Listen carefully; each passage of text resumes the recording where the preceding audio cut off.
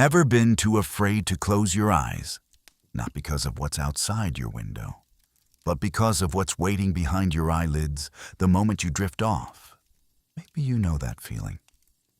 That thick, heavy dread that settles in your chest right around midnight.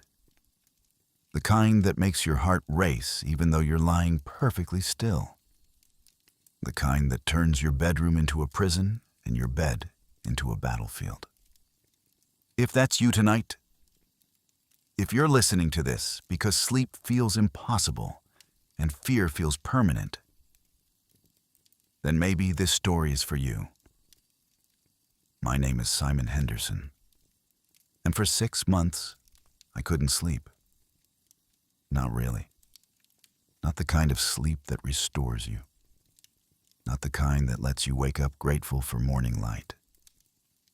I'm talking about the fractured, panic-soaked kind of sleep that leaves you more exhausted than when you laid down.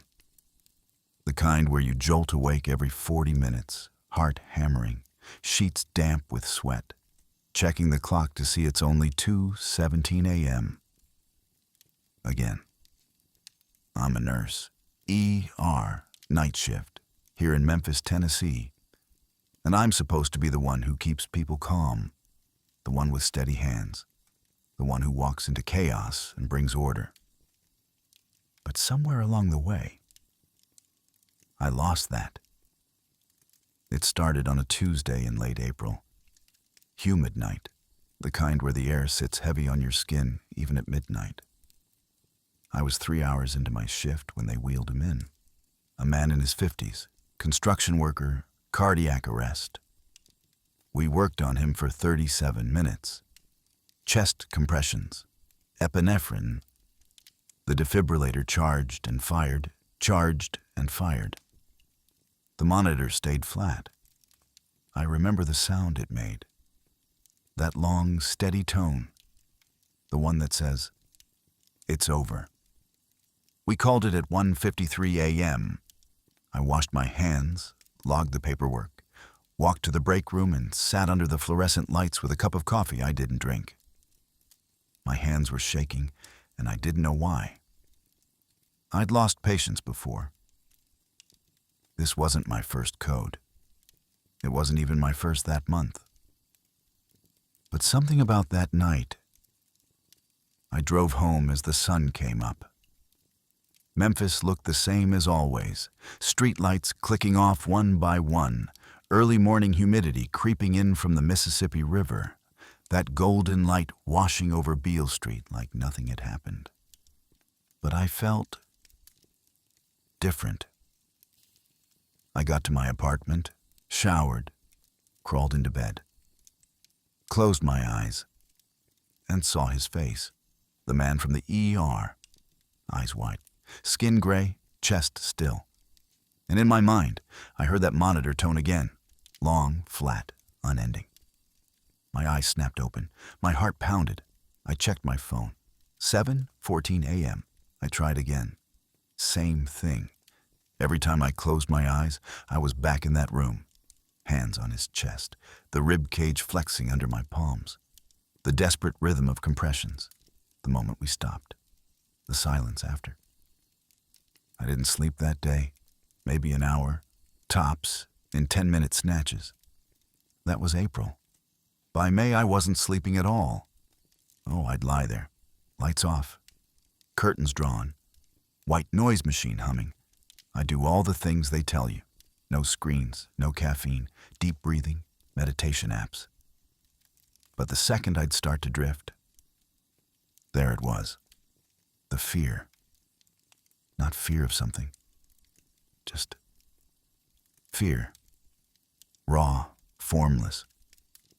A presence in the room that pressed down on my chest and whispered that something terrible was coming. That I wasn't safe. That if I let go, if I stopped watching, stopped staying alert, something irreversible would happen. So I stayed awake. I worked my shifts, smiled at patients, checked vitals, started IVS. On the outside, I was Simon Henderson, RN, BSN. 6 years of experience, dependable and calm. On the inside, I was falling apart. I'd get home at 7 a.m., sit on my couch, and stare at the wall. Sometimes I'd turn on the TV just for the sound. Didn't matter what was on. Sports Center infomercials, old sitcom reruns. I just needed noise to drown out the silence in my head. Because in the silence, the thoughts came. What if I made a mistake that night? What if I missed something? What if I'm going to lose the next one too? And then the question that scared me most. What if I'm not strong enough for this job? I started seeing it everywhere. At the grocery store, I'd watch an older man reach for cereal on the top shelf, and I'd think, he's going to have a heart attack. At a red light, I'd glance at the driver next to me and imagine their car swerving, crashing, ending up in my ER. Walking past a playground, I'd hear kids laughing, and my mind would flash to every pediatric trauma I'd ever worked. Fear didn't just take my sleep. It took my joy, my peace, my ability to sit still without my mind racing toward a disaster. I stopped going to church, stopped calling my mom, stopped answering texts from friends. I didn't want to explain it. Didn't know how to say, I'm a healthcare worker and I'm terrified of everything. June came. The Memphis heat cranked up.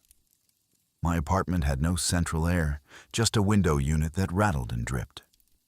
I'd lie on top of the sheets, fan blowing hot air across my skin, eyes burning with exhaustion. And I still couldn't sleep. One night, I think it was a Saturday, though the days blurred together, I sat on the edge of my bed at 3 a.m. My hands were trembling again. My chest felt tight, like I couldn't get a full breath. I stared at the digital clock on my nightstand, watching the numbers flip forward. 3:01, 3:02, 3:03. And I thought, I can't live like this. I heal people for a living. I walk into emergencies and bring order. I'm trained to save lives. But I couldn't save myself. I couldn't stop the thoughts. Couldn't silence the fear. Couldn't close my eyes without seeing that monitor flatline, hearing that tone, feeling the weight of failure crushing my chest. I buried my face in my hands and whispered out loud, to no one, to the empty room, to God if he was listening. Why can't I rest? The fan rattled. The street light outside glowed through my blinds, casting long shadows on the wall. Somewhere far off, I heard a siren, ambulance probably, racing toward someone's emergency. And I sat there, exhausted and afraid, wondering if peace was even possible anymore. Why can't I rest? The apartment became a tomb. That's what it felt like anyway. 4 walls, stale air, shadows that didn't move. I'd come home from my shift and the silence would swallow me whole. I'd stand in the doorway for a moment, keys still in my hand, and just listen. Nothing. No traffic noise. No neighbors. Just the hum of the refrigerator and the tick of the clock on the microwave. 3:47. 3:48. 3:49. Time moved, but I didn't. I was stuck, frozen somewhere between exhaustion and terror, unable to move forward, unable to go back. I stopped eating real meals. Cereal at odd hours, cold pizza straight from the box. Sometimes I'd stand at the kitchen counter with a glass of water, and I'd forget why I'd walked there in the first place. My mind was a fog, dense, impenetrable. At work, I was a ghost. Oh, I showed up, clocked in on time, did my job. But I wasn't there. Not really. I moved through the ER like I was watching myself from a distance, starting IVS, taking vitals, checking charts. My hands knew what to do, but my mind was somewhere else, somewhere dark. One night in late June, I nearly collapsed during a shift. We had a multi-vehicle accident come in, 3 patients, all critical. I was in Trauma Bay 2, assisting with a young woman who'd gone through the windshield. Glass everywhere, blood, chaos. The attending was barking orders, nurses moving fast, the monitor beeping erratic rhythms, and suddenly, I couldn't breathe.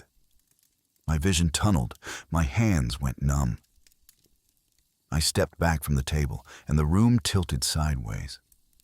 I grabbed the counter to steady myself, but my legs felt like water. Simon. I heard my name, but it sounded far away. Muffled, like I was underwater.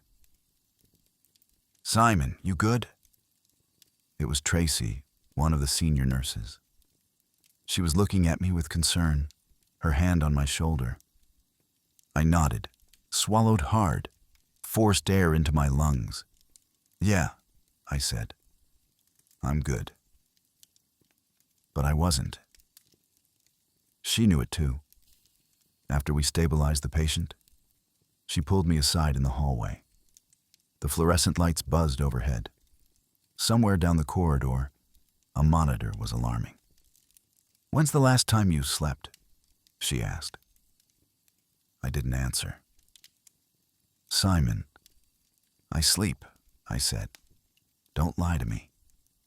Her voice was gentle but firm. I've been doing this 20 years. I know what burnout looks like. And you're past burnout. You're running on fumes. I stared at the floor. The linoleum was scuffed from years of gurneys rolling past. I focused on a black streak near my shoe, anything to avoid her eyes. You need to take a leave, she said. Talk to someone. Get some rest. You can't keep doing this. I'm fine, I whispered. No, you're not. She was right. But admitting it, saying out loud that I was broken, that I couldn't handle it anymore, felt like failure. I was supposed to be strong, steady, the guy who didn't crack under pressure, and yet, here I was, cracking.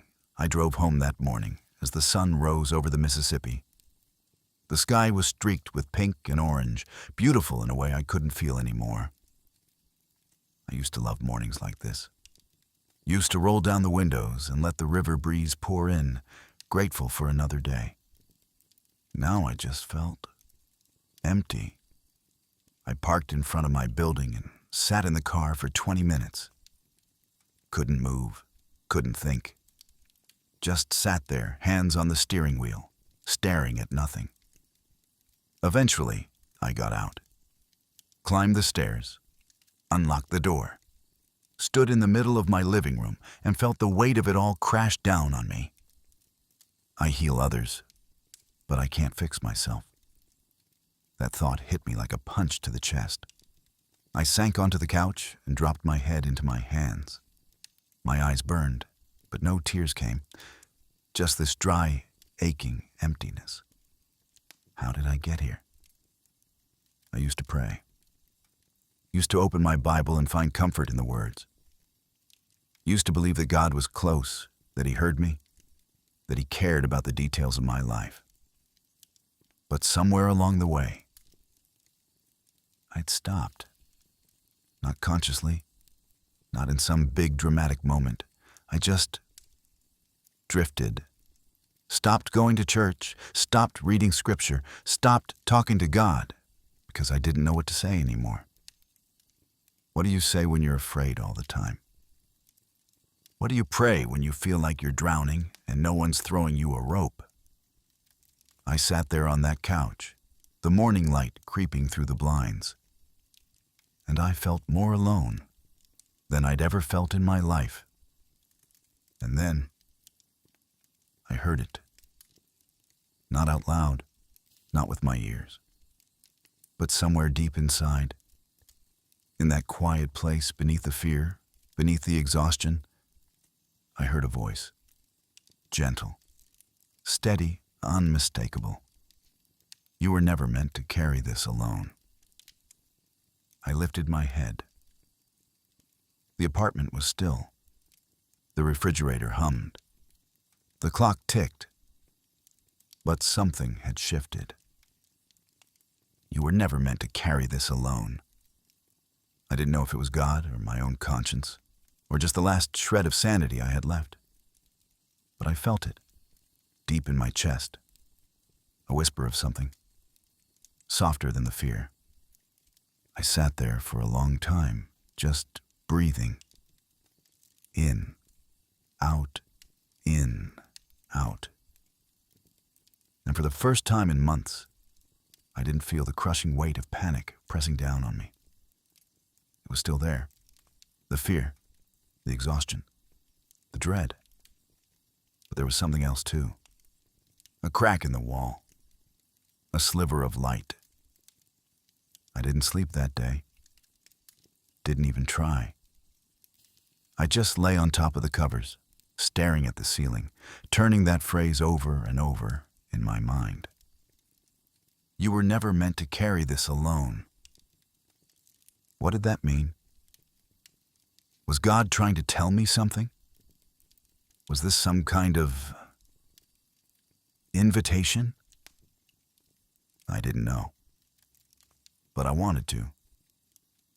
That evening, after the sun went down and the Memphis heat finally loosened its grip, I sat on my couch with my phone in my hand. I scrolled aimlessly.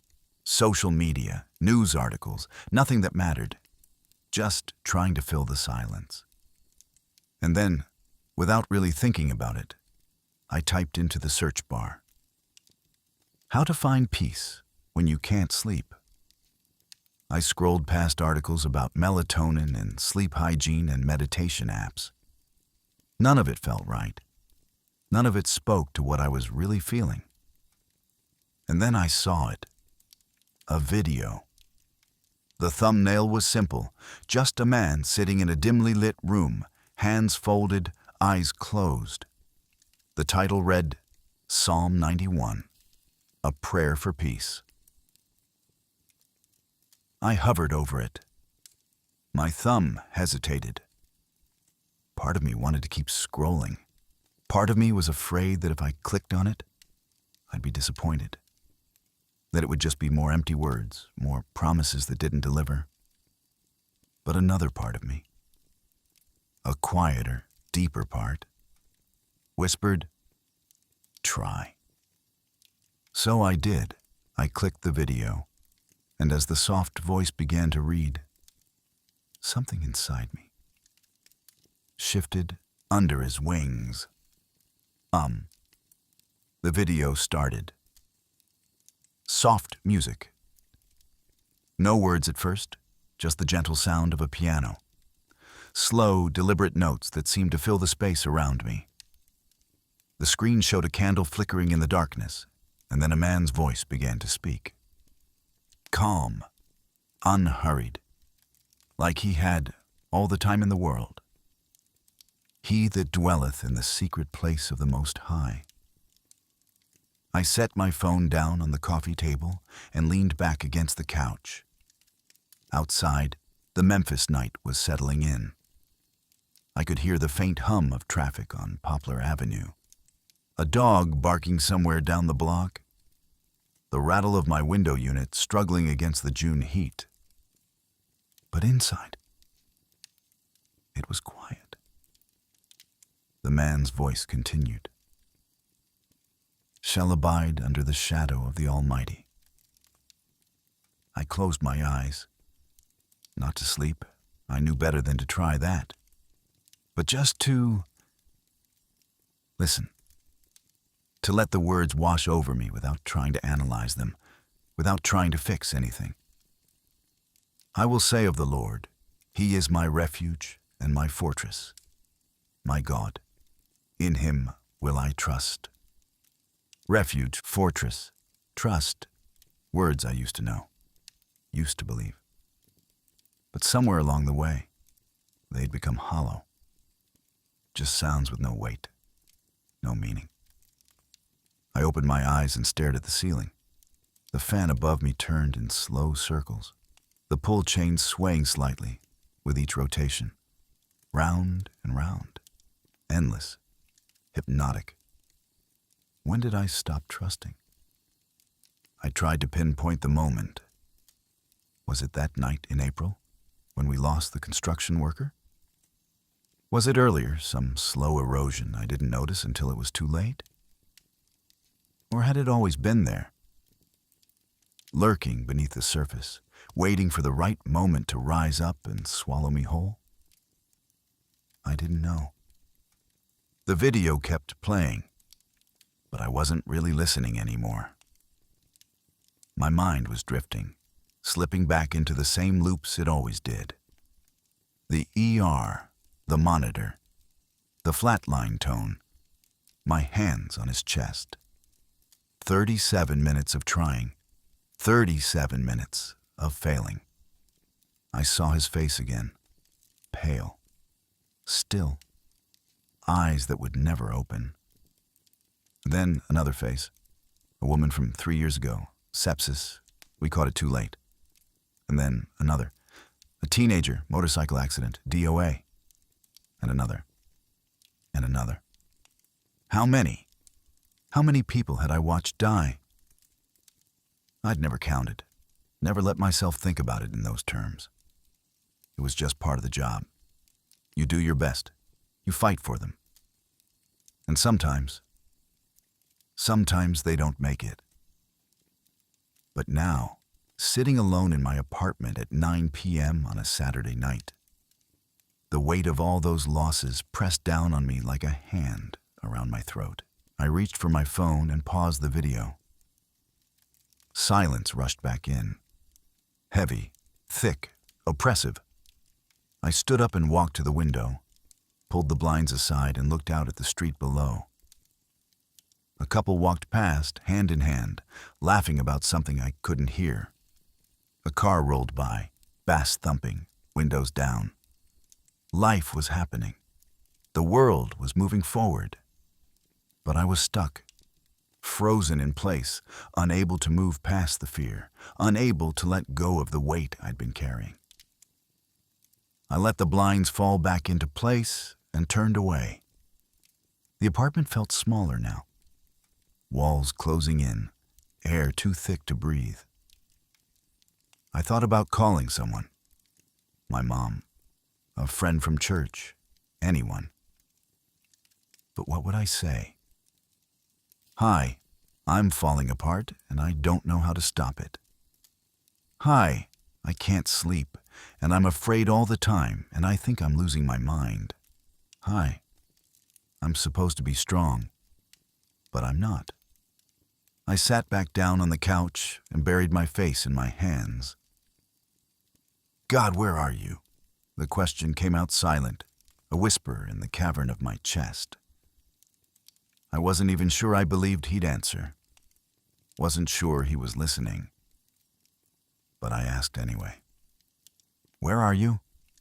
Nothing, just the hum of the air conditioner, the tick of the clock, the distant sound of a siren wailing somewhere across the city. Another emergency, another life hanging in the balance.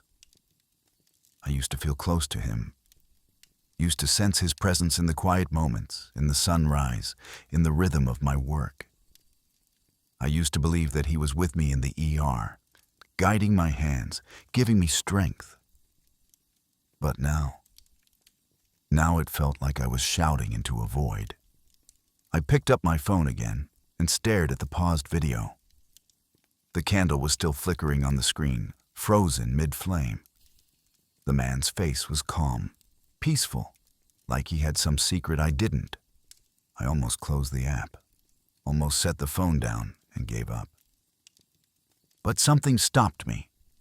That same quiet whisper from earlier, the one that said, "Try." I pressed play. The man's voice returned. "Surely he shall deliver thee from the snare of the fowler and from the noisome pestilence." I didn't understand all the words. Fowler? Noisome. Old language, King James language, the kind my grandmother used to read from her worn leather Bible. But I kept listening. He shall cover thee with his feathers. Something shifted in my chest. Not big, not dramatic, just a slight loosening, like a knot beginning to untie. And under his wings shalt thou trust. Under his wings. I sat up straighter. His truth shall be thy shield and buckler. The words were settling into me now, not just bouncing off the surface, but sinking deeper. Slowly, carefully. Shield, buckler, protection. I thought about the ER again. The chaos, the adrenaline, the constant vigilance. Always watching, always alert, always ready for the next crisis.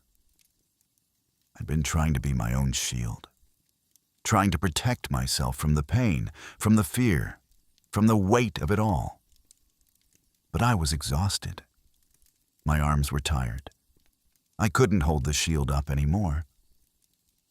Under his wings shalt thou trust.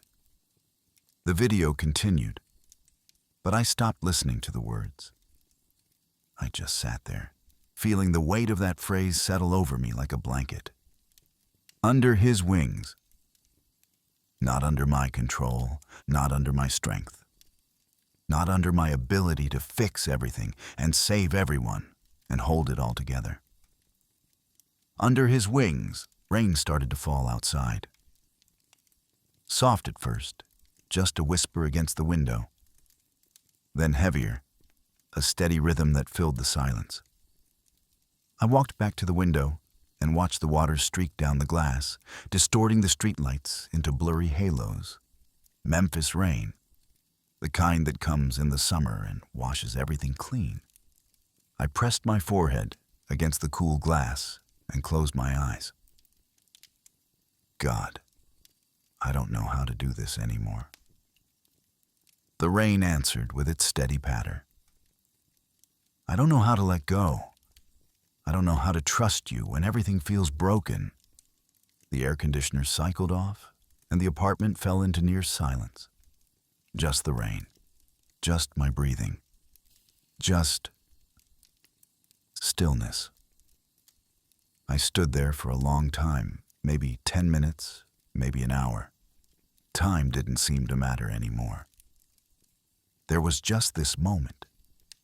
Me and the window and the rain and the faint echo of those words still ringing in my chest. Under his wings shalt thou trust. I didn't have answers yet. Didn't know how to fix the fear or stop the nightmares or find my way back to peace. But standing there in the quiet, with the rain falling and the city breathing outside my window, I felt something I hadn't felt in months. Not peace exactly, but possibility. The possibility that maybe, just maybe, there was a way through this. That maybe I wasn't as alone as I thought. That maybe someone was listening after all. I walked back to the couch and picked up my phone. The video had ended. The screen showed suggested videos, more prayers, more psalms, more promises of peace. I scrolled past them and opened my Bible app. I hadn't touched it in months. The last verse I'd bookmarked was from February. Something about strength and courage that felt like a lifetime ago. I typed into the search bar, Psalm 91. The text appeared on the screen.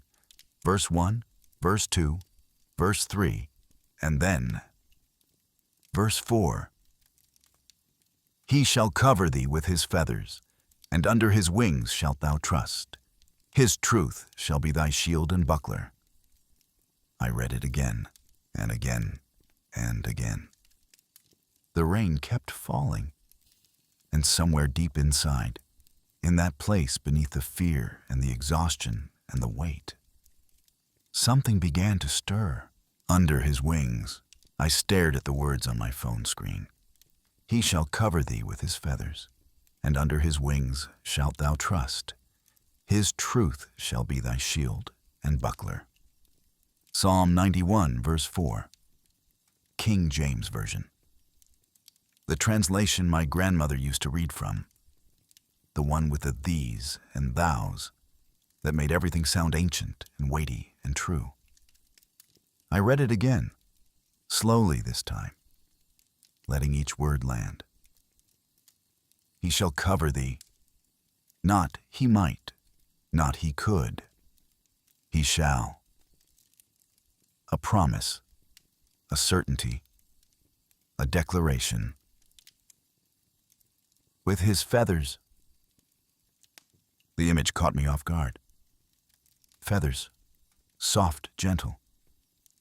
The way a bird shelters its young beneath its wings, protecting them from the storm, from predators, from everything that threatens. And under his wings shalt thou trust. Trust. That word again. The one I'd been running from for months. The one that felt impossible when everything inside me was screaming to stay alert, stay vigilant, stay in control. His truth shall be thy shield and buckler. Shield and buckler, old words for protection, defense. The armor you carry into battle when you know you can't fight alone. I set my phone down on my lap and leaned my head back against the couch. The rain was still falling outside. Steady, rhythmic, like a heartbeat. And for the first time in 6 months, I let myself feel it. All of it. The fear, the exhaustion, the crushing weight of every life I couldn't save. The terror of closing my eyes. The loneliness of carrying it all alone. I let it rise up from wherever I'd been burying it, and I didn't fight it. Tears came, hot, silent, streaming down my face. I didn't wipe them away. Just sat there in my dim apartment with the rain falling and the tears falling and something inside me, finally. Breaking open, not breaking apart. Breaking open dot, like a dam that's been holding back a flood for so long that when it finally cracks, the release is both terrifying and necessary. I cried for the construction worker in April, for the woman with sepsis, for the teenager on the motorcycle, for every code I'd run, every time I'd said time of death, every family I'd had to face with the worst news of their lives. I cried for myself, for the version of Simon Henderson who used to sleep peacefully, who used to wake up grateful, who used to believe that God was close. And I cried because I was tired. So tired. Tired of being strong. Tired of holding it together. Tired of pretending I was fine when I was anything but. You were never meant to carry this alone. That whisper from earlier came back, louder now. Not audible, but undeniable. You were never meant to carry this alone. I don't know how to let go, I said out loud. My voice cracked, barely more than a whisper, but it filled the room. I don't know how to stop being afraid. The rain answered. The air conditioner kicked back on. The world kept turning. And then I heard it again, that voice. Gentle, steady, so quiet I almost missed it. Rest, son. You're safe now. My chest tightened, not with panic this time, with something else, something warm, something that felt like home. You're safe now. I pressed my hands against my face and sobbed. Deep, shaking sobs that came from somewhere I didn't know existed. The kind that hurt and heal at the same time. And in that moment, sitting alone in my Memphis apartment at 10 p.m. on a Saturday night, exhausted and broken, and finally surrendering, I felt him. Not in some mystical, abstract way. I felt him, like a presence in the room, like arms around my shoulders, like a father sitting beside his son and saying without words, "I've got you. I've been here the whole time. You don't have to do this alone anymore." I don't know how long I sat there. Could have been 10 minutes, could have been an hour. Time dissolved. There was just me and God and the rain and the stillness and the slow, gradual loosening of the grip. Fear had held on my chest for 6 months. Eventually, the tears slowed. My breathing steadied. I wiped my face with the sleeve of my shirt and picked up my phone again. Psalm 91, verse 4, was still there on the screen. "Under his wings shalt thou trust." I read the verse before it. Verse 3, "Surely he shall deliver thee from the snare of the fowler, and from the noisome pestilence." The snare of the fowler. A trap. Something hidden. Something designed to catch you when you're not looking. That's what fear was. A trap. A snare. Something that caught me in April and held me captive ever since. But God was saying, "I'll deliver you. I'll set you free." I kept reading. Verse 5. "Thou shalt not be afraid for the terror by night, nor for the arrow that flieth by day." My breath caught. Thou shalt not be afraid for the terror by night. Terror by night. That's exactly what I'd been living with. The kind of fear that waits until the lights go out, until you're alone, until there's nothing left to distract you from the darkness in your own mind. Thou shalt not be afraid. Not try not to be afraid. Not maybe you won't be afraid. Thou shalt not. Another promise. Another certainty. I scrolled down and kept reading. Verse after verse, each one hitting like a wave. "He shall give his angels charge over thee to keep thee in all thy ways." Angels. Protection. Divine intervention even when I couldn't see it. "Because he hath set his love upon me, therefore will I deliver him. I will set him on high, because he hath known my name." I will deliver him. I will set him on high. Not because of anything I'd done. Not because I was strong enough or good enough or had it all together. But because I'd set my love upon him.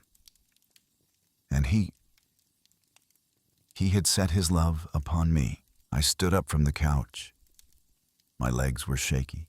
My face was still wet. But something had shifted. Something fundamental. Something I couldn't fully explain, but could absolutely feel. I walked to the window and looked out at the rain. The streetlights glowed through the water-streaked glass.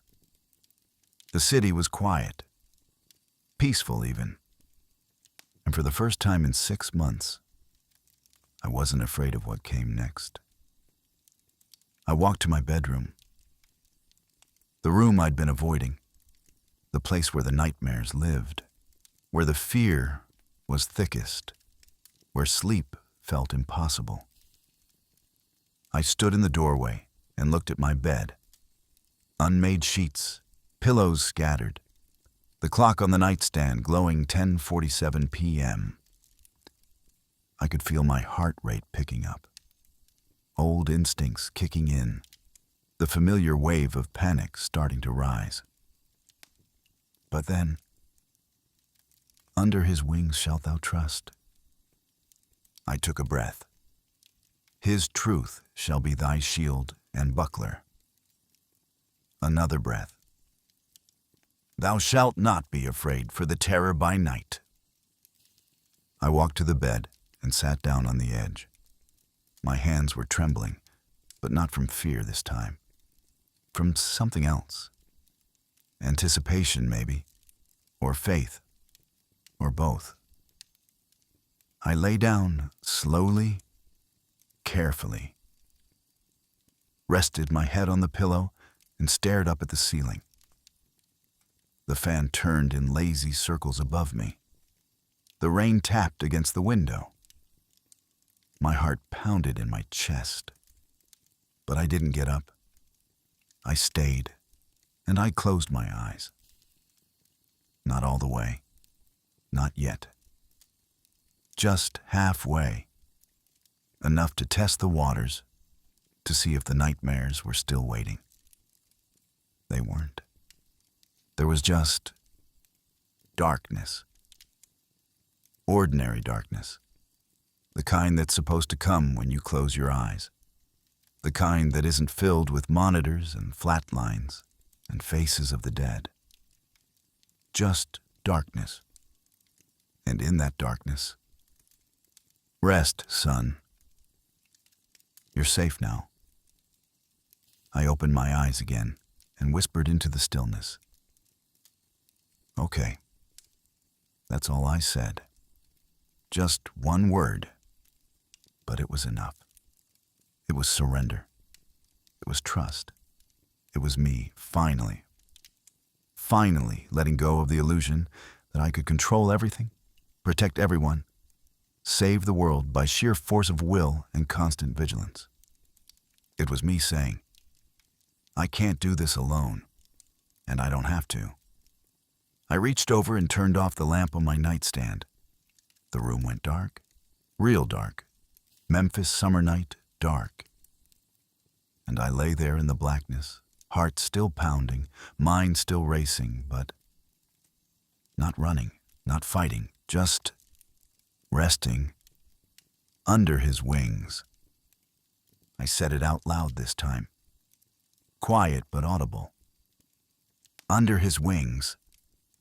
The words felt solid, real, like something I could hold on to when everything else felt uncertain. Under his wings. I turned onto my side and pulled the sheet up over my shoulder. The rain kept falling. The city breathed. And somewhere between the conscious world and the edge of sleep, I felt it. Peace. Not the absence of fear. The fear was still there, lurking at the edges, waiting to see if I'd give it permission to come back. But something stronger than fear. Something that held me even when I couldn't hold myself. Something that whispered in the stillness. I've got you. You're not alone. You never were. My breathing slowed. My muscles relaxed. The tension in my jaw, in my shoulders, in my chest. It began to unwind. And for the first time in 6 months, I drifted. Not into nightmares, not into panic, just sleep. Real sleep. The kind that heals. The kind that restores. The kind that's only possible when you stop trying to be your own savior and let someone else carry the weight. Under his wings, I slept. Light. That's the first thing I noticed. Not harsh, not jarring, just light. Soft morning light filtering through the blinds, casting golden stripes across the wall. The kind of light that meant the sun was already up, that the world had been awake for a while, that I'd slept. I opened my eyes slowly. The ceiling fan was still turning. The clock on the nightstand read 9:23 a.m. Outside, I could hear birds. Actual birds. Mockingbirds, maybe, or sparrows. singing their morning songs like it was the most natural thing in the world. I lay there for a moment, not moving, just feeling. My body felt different, heavier, but in a good way. Like I'd finally let gravity do its job instead of fighting it all night. My shoulders were relaxed. My jaw wasn't clenched. My chest felt open, not tight, not constricted, just open. I took a breath, deep, full, all the way down to the bottom of my lungs, and let it out slowly. I slept. The realization hit me all at once. I slept, not for an hour, not in 10-minute fragments. I'd closed my eyes sometime after 11 last night, and now it was past 9 in the morning. 10 hours. 10 uninterrupted, dreamless, peaceful hours. I sat up in bed, and the movement felt strange. Like my body had forgotten what it was like to wake up naturally, without panic, without that jolt of adrenaline that usually dragged me out of sleep before I was ready. I looked around the room. Same bedroom, same walls, same window with the blinds half closed. But somehow, it looked different, softer, quieter. Like the room itself had been holding its breath and finally exhaled. I swung my legs over the side of the bed and stood up. My knees were a little weak. 10 hours of sleep after months of insomnia will do that to you. But I steadied myself and walked to the window. I pulled the blinds up. Memphis stretched out before me, bathed in late morning sun. The same skyline I'd seen 1,000 times. Same streets, same buildings, same river winding through the city in the distance. But it looked different. Like someone had turned up the saturation, made the colors brighter, the sky bluer, the trees greener. Or maybe I was just seeing it clearly for the first time in months. I stood there for a long time, just looking, watching cars move down Poplar Avenue, watching people walk their dogs, watching the city live its life, oblivious to the small miracle that had happened in my apartment last night. I walked to the kitchen and made coffee. Real coffee. Not the cold, days-old sludge I'd been forcing down at 3 a.m. Fresh grounds. Hot water. The smell filling the apartment like an invitation. I poured a cup and sat at my small kitchen table. The table was cluttered. Mail I hadn't opened. A stack of medical journals I hadn't read. A coffee mug with a ring stain from 2 weeks ago. I'd been living in survival mode for so long that I'd stopped noticing the mess. But now, I noticed. I picked up the old mug and rinsed it in the sink. Tossed the junk mail, stacked the journals neatly. Small things, ordinary things. But they felt significant. Like I was reclaiming space. Reclaiming my life.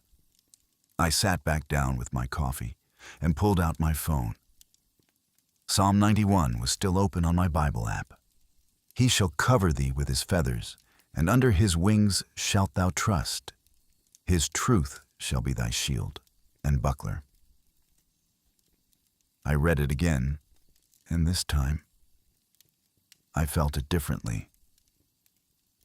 Last night, those words were a lifeline, something to cling to in the darkness, a promise I desperately wanted to believe but wasn't sure I could.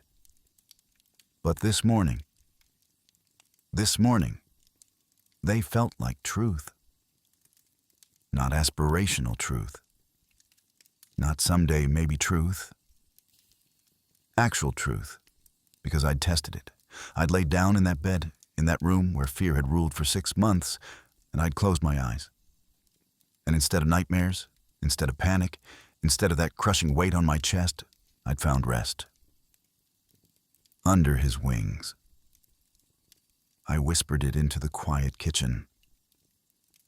Under his wings. And I felt grateful. Not just relieved. Not just surprised. Grateful. Deeply, overwhelmingly grateful. Because peace hadn't come from my own strength. It hadn't come from finally figuring out the right meditation technique, or the right sleep hygiene routine, or the right way to manage my trauma. It came from surrender. From finally admitting I couldn't do it alone. From letting God be God instead of trying to be my own savior. I thought about verse 8 from Psalm 4, the supporting verse I'd read earlier. I will both lay me down in peace and sleep. For thou, Lord, only makest me dwell in safety. Thou, Lord, only. Not me, not my vigilance, not my control, not my ability to anticipate every disaster and prevent every tragedy. Thou, Lord, only. That was the key, wasn't it? I've been trying to be the shield, trying to protect myself, protect my patients, protect everyone from pain and loss and death. But shields get heavy, and arms get tired, and eventually, you collapse under the weight. But God was offering to be the shield for me, to cover me, to protect me, to carry what I couldn't carry alone. And all I had to do was trust. Under his wings, I finished my coffee and looked out the window again. Same Memphis skyline.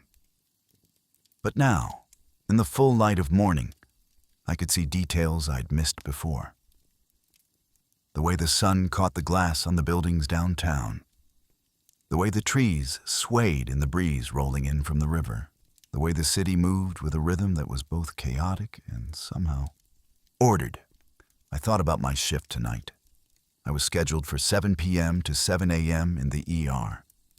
The same job, the same chaos, the same emergencies that would come through those doors whether I was ready for them or not. But I felt different, not fixed. Not like all my fears were suddenly gone. Not like I wouldn't face hard nights and difficult patients and losses that would hurt. But equipped. That was the word. Equipped. Because I wasn't walking into that ER alone anymore. I never had been, really. God had been there all along. In the quiet moments between the chaos, in the steady rhythm of a heart monitor, in the relief on a family's face when we saved their loved one, even in the grief when we couldn't. I'd just been too afraid to see it. Too busy trying to control everything to notice that someone else was already in control. I stood up and walked to my bedroom. Made the bed for the first time in weeks. Pulled the sheets tight, fluffed the pillows, small acts of normalcy that felt like prayers. Thank you. I didn't say it out loud, but I felt it. Deep in my chest. A gratitude that didn't need words. Thank you for the sleep. Thank you for the peace. Thank you for not giving up on me when I gave up on you. I walked back to the living room and sat on the couch where I'd heard that first whisper last night. You were never meant to carry this alone. It was true, all of it. I wasn't meant to carry it alone. And now, I didn't have to. I picked up my phone and scrolled through my contacts. Found my mom's number, hesitated for a moment, then pressed call. She answered on the second ring. Simon. Her voice was warm, surprised. I hadn't called in over a month. Hey, Mama, I said. You okay, baby? I smiled. First real smile in I didn't know how long. Yeah, I said. I am. I really am.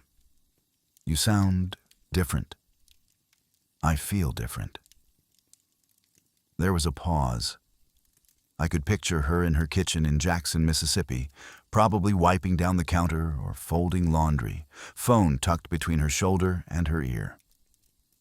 "What happened?" she asked gently. I looked out of the window at the Memphis morning. "I slept," I said. Another pause. "Oh, baby." Her voice cracked, and I knew she understood. Knew that she'd been praying for me, worrying about me, carrying her own weight while I carried mine. "I'm okay, Mama," I said. "I really am." "Praise God," she whispered. And I echoed her, "Praise God." We talked for 20 minutes. Nothing profound. Just normal conversation, how she was doing, what was happening in Jackson, whether I was eating enough when I'd come visit. But it felt good, like life was starting to knit itself back together. One conversation at a time, one morning at a time, one breath at a time. When we hung up, I sat in the quiet for a while longer.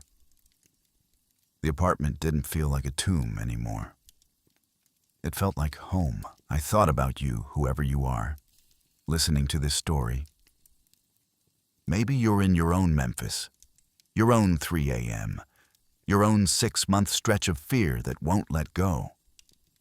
Maybe you've tried everything, the apps, the routines, the techniques, and nothing's worked. Maybe you're exhausted from trying to be your own shield. And maybe you need to hear what I learned last night. You don't have to do this alone. There's a peace that doesn't come from controlling everything or fixing everything or being strong enough to hold it all together. It comes from surrender, from admitting you need help, from trusting that someone bigger, someone wiser, someone who loves you more than you can comprehend, is already there, waiting, with feathers spread wide and wings ready to cover you. What verse might God be waiting to whisper to you under his wings? 3 weeks later, I was standing in the ER at 2:17 a.m., the same time I used to jolt awake in terror. But now I was right where I was supposed to be. The place was busy that night. Saturday in Memphis, it always was. Motorcycle accident in Bay 1, chest pain in Bay 3. A kid with a broken arm waiting for x-ray. The controlled chaos I'd known for 6 years, the rhythm I used to thrive in before fear stole it from me. But something was different now. I was different. I stood at the nurse's station, updating a chart, and I felt steady, grounded. Not because the fear was completely gone. It wasn't. There were still moments when a monitor alarm made my heart skip. Still times when I saw a patient's face and remembered others I couldn't save. But the fear didn't control me anymore. It knocked. But it didn't live here. A code alert came over the intercom. Trauma incoming. MVA, multiple casualties, ETA 3 minutes. 6 months ago. That announcement would have sent my pulse racing, my hands shaking, my mind spiraling into worst-case scenarios. But tonight, I took a breath.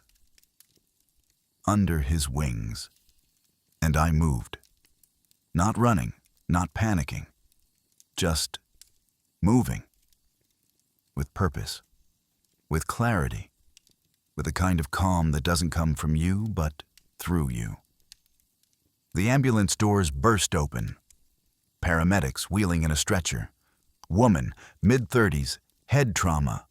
Unconscious, but breathing. Trauma Bay 2, I called out. We moved as a team. Gloves on. Lines started. Monitors connected. The attending barking orders. My hands working with muscle memory and precision.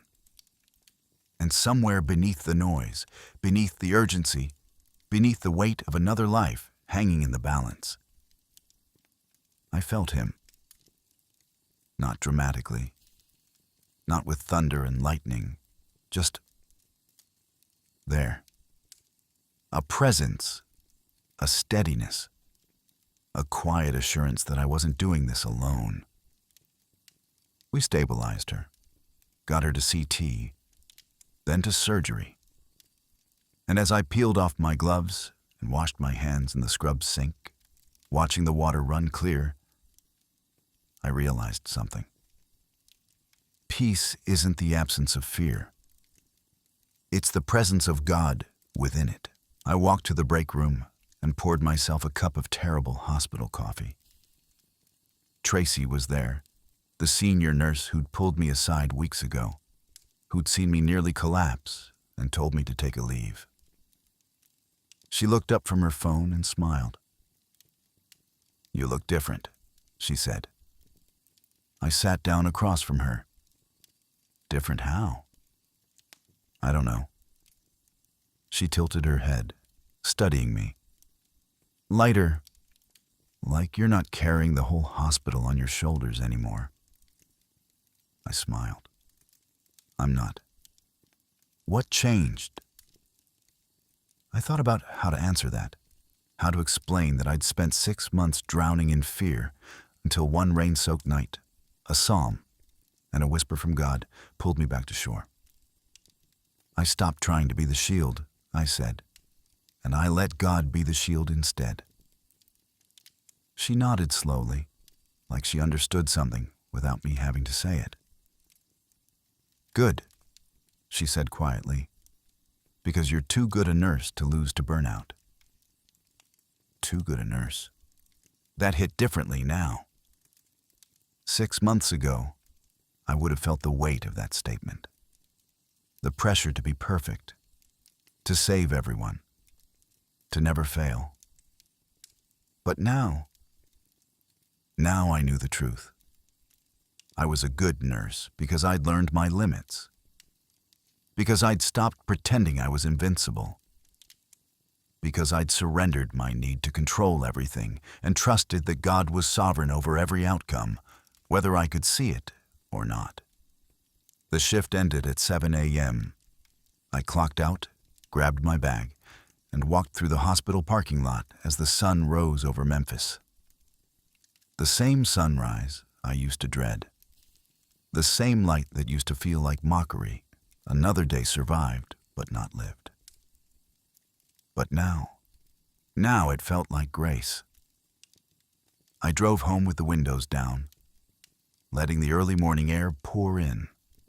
The city was waking up, joggers on the sidewalks, coffee shops turning on their lights, the Mississippi River glinting in the distance. I pulled into my parking spot and sat in the car for a moment. Just breathing. Grateful. When I got to my apartment, I didn't collapse on the couch like I used to. Didn't stare at the TV in a daze. Didn't fight the exhaustion with fear. I walked to my bedroom, opened the blinds to let the morning light in, and I saw it on my nightstand, my Bible, open to Psalm 91. I'd started reading it every night before bed, a ritual, a reminder, a way of anchoring myself to the truth that had saved me. I sat on the edge of my bed and read verse 4 again. He shall cover thee with his feathers, and under his wings shalt thou trust. His truth shall be thy shield and buckler. I'd read those words dozens of times now, but they never got old. They never lost their power, because they weren't just words, they were a promise, and God had kept it. I thought about that night 3 weeks ago. The rain, the tears, the breaking open, the surrender. I thought about how close I'd come to giving up, to believing that peace was impossible, that sleep was a luxury I'd never have again, that fear was just who I was now. But God had other plans. He met me in the darkness. He whispered truth when all I could hear was lies. He covered me when I couldn't protect myself.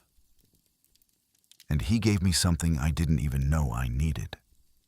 Not just sleep, not just relief from fear, but purpose. Purpose echo. That's what this was. Because the same God who gave me peace in my 3 a.m. wasn't finished with me. He didn't just want to restore my sleep. He wanted to restore my calling, to remind me why I became a nurse in the first place. Not to save everyone, that was never my job, but to show up, to care, to be present in people's worst moments and remind them through my hands and my words and my steady presence that they're not alone. That's the job. Not to be invincible, but to be faithful. And faith means trusting that God is sovereign even when I'm not strong enough. Even when I can't fix it. Even when the monitor flatlines and there's nothing left to do but step back and grieve. Faith means showing up anyway. Because under his wings, I'm covered. And under his wings, I can rest. Even in the chaos. Even in the fear. Even in the losses that will come because this is a broken world and we're all just doing our best in it. I knelt beside my bed. Not because I had to.